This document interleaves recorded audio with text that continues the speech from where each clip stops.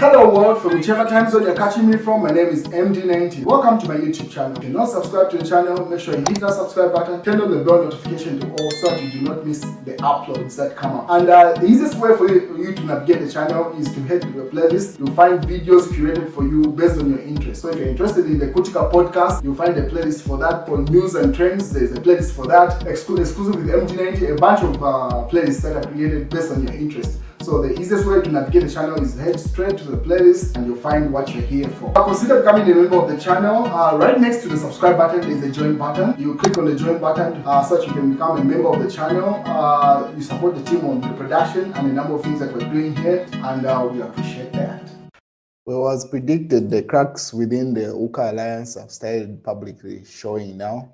If you remember earlier on, just when this alliance was formed, a number of people had issued their reservations about the pact or alliance, stating to the fact to say there's a big elephant in the room, which, if not addressed, is going to make the break of this particular political alliance, which is the United Future Alliance, or what they call the People's Movement.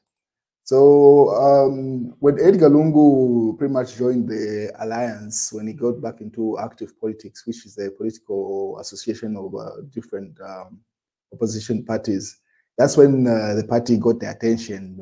Prior to that, people were not paying attention to it. So pretty much it's Edgar Lungu who brought the attention to this particular pact, where if they issue a statement, people would pay attention. And then, if you remember, people were asking the question to say, why is it that the Socialist Party President Fred Membe and KBF are not joining the pact? And then they had reservations about this particular pact, because it was obvious to say, as long as they do not address who's going to lead it or who's going to be the head of the pact, it's just a matter of time when the push comes to shove, when everything is tested. Eventually you're going to see the cracks, and that's what's happening right now. So you could see it's been reported to say Savoy says Edgar Chagalungu is not eligible to run in 2026, as UKA on the verge of breaking apart. So this was all predicted. Anyone that is got some political analysis could see this coming ahead of time. They kept on pushing the ball ahead to say eventually they're going to decide who's going to be the president. That's irrelevant at the moment. Let them just associate. If you remember, even Sean Tembo took time to officially become a part of the pact because he had raised reservations to say if that's not stated who's going to lead it, they might just end up wasting their time. And that's what it seems like it's playing out to. So this was reported to, in the Daily Liberation, where Savoy raises Lungu's eligibility. The Savoy Mboila, that's the leader of the party that Shimba Kabwili was leading. And now she's part of the UKA alliance.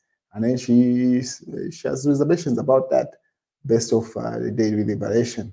And then Sean Tembo has done an analysis to which Munia Zulu has agreed Chapwafye, meaning this is what Sean Tembo has to say after being part of the UKA alliance for a couple of months now. He has done an analysis of what's going on. So Sean Tembo says, only Edgar Chagalungu will win in 2026. So Patriots for Economic Progress, PEP, President Sean Tembo says it is only former President Edgar Chagalungu who will remove Hakainde Hichilema in 2026. And Tembo adds that there are some people in the shoes of political presidents within the United Future Alliance who are receiving brown envelopes from Community House on instructions to frustrate Edgar Chagalungu from standing in 2026. Tembo says Edgar Chagalungu was far much better than Hakainde Hichilema in everything.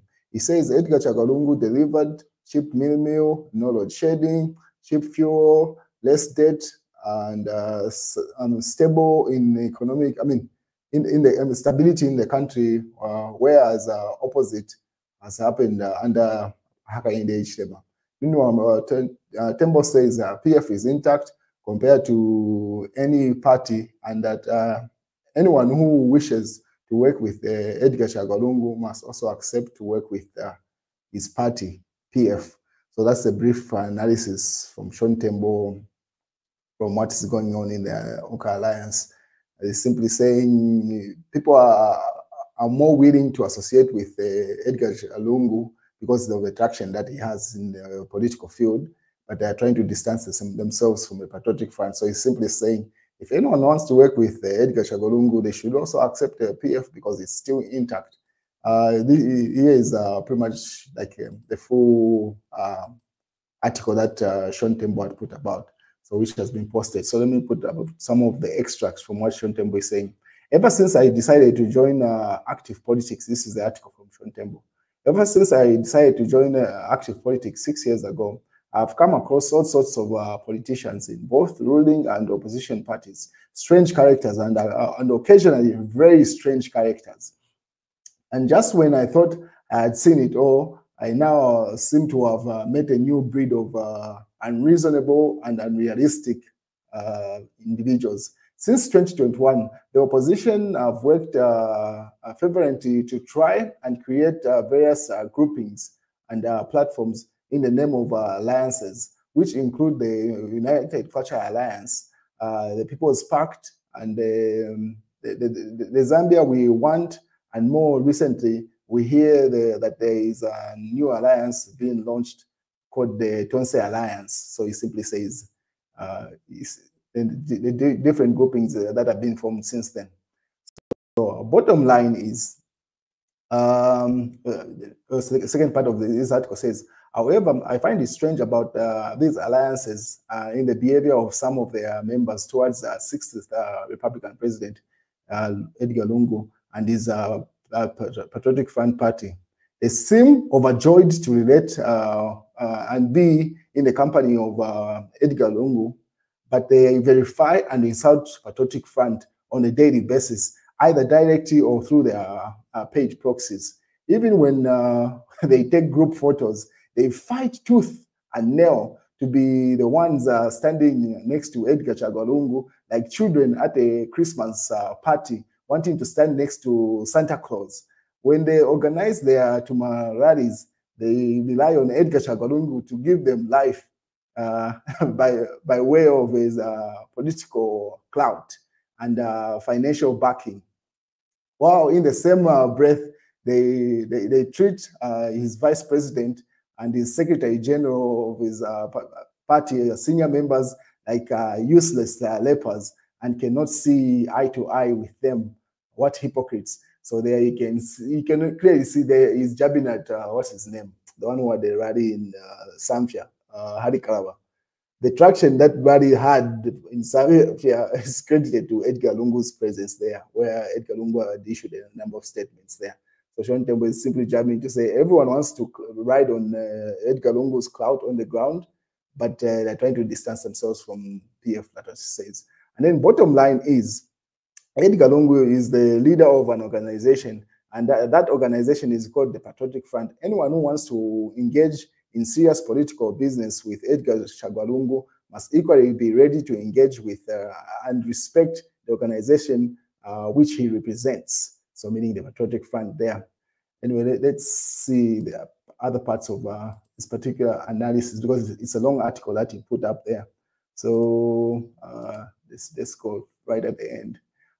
In the premise above, the ones that he has stated above, Edgar Lungu deserves respect by the entire nation for what he was able to achieve for Zambia during his stay in office, which President Hakainde Hichilema had promised us he will surpass, but which he has dismally failed to even match. Above all, Edgar Chagwa Lungu deserves respect from those political leaders who decided to congregate with him in the name of alliances. And then he goes further to say, in 2026, without fail, to work with Edgar Lungu and his Patriotic Front in order to ensure that President Hakainde Hichilema is removed from office in 2026 without fail. Our decision is premised on the fact that we are not naive. we know fully well that there can only be regime change without involvement of Edgar Chagwa Lungu. So simply saying there cannot be any regime change without Edgar Chagwa Lungu and PF party. And we need a regime change in 2026 at all costs. In order to achieve our 2026 goals, we shall ride on any appropriate alliance platform, whether it be UKA Alliance, Tonse Alliance, the People's Pact, and the Zambia We Want Alliance. So he principally says he can go with whichever pact that backs Edgar Chagwa Lungu in that sense. And then he goes further to say surrogates within the UPND who get brown envelopes from Community House every evening with instructions to frustrate the candidature of Edgar Chagwa Lungu on the ballot in 2026. The only man who the UPND knows is unquestionably capable of removing them in 2026. My message to all surrogates of the UPND in some of these alliances is simple. There shall be regime change in 2026. The only question is, on which side are you part of, or which side do you fall? That's Sean Temple's analysis with regard to these particular political alliances. It simply says there'll be a regime change, so decide whether you want to work with the PF or not. Sean Temple's article there.